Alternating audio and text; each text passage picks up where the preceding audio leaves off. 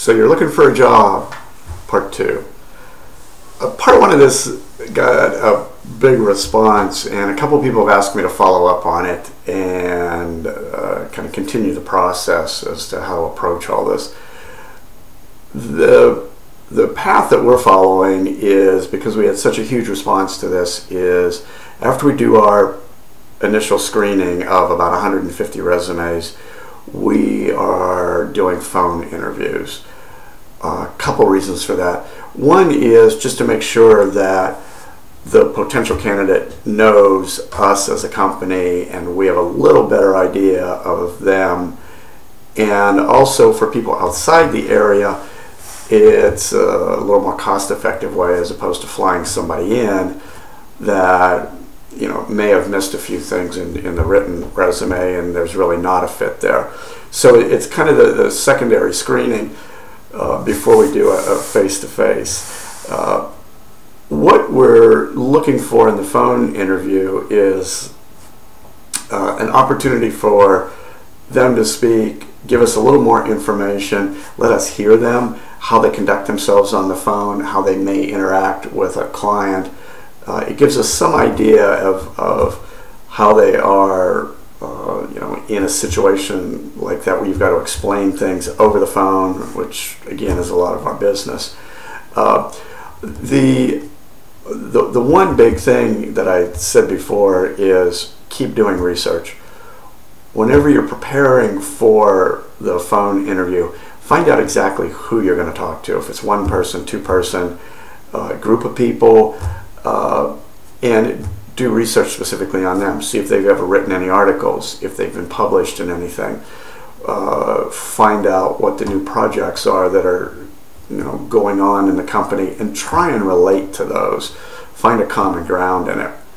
I would also have an interview, an outline prepared that is what you would like to talk about. You may not be able to follow it because the interviewer may have another outline that they've prepared.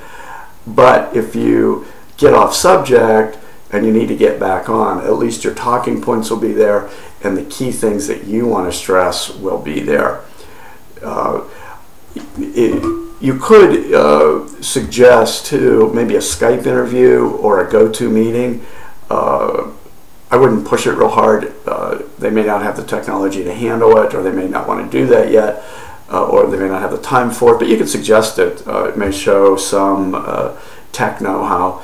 We find that our business now operates in those arenas where we have to do a lot of meetings that are go-to meetings and Skype meetings and kind of unconventional face-to-face meetings. So it's not a bad idea to suggest it. The real thing that we really want to do is just make sure that this is a good fit. Again, it's a sales job for the person being interviewed.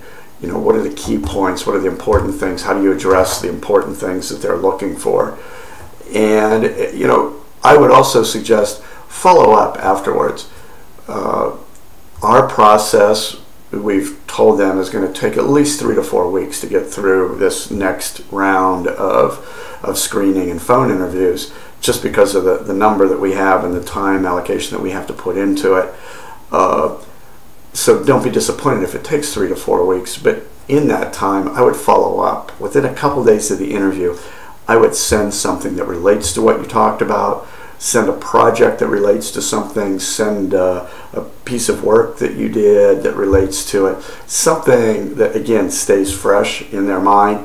And if you know it's going to be 3 to 4 weeks, it doesn't hurt to send a little reminder in there, after 3 weeks, hey, just following up to see what's going on. If you've made any decisions, I'm still interested. Keep showing that you're interested. Don't overdo it. Don't send an email every day, and don't keep bombarding them. Once every other week is fine, or every week, but I wouldn't do any more than that. So now, if you're lucky enough to get past the first and the second one, then you're in line for a face-to-face interview, and I'll cover that in part 3, which will be coming up next. Later.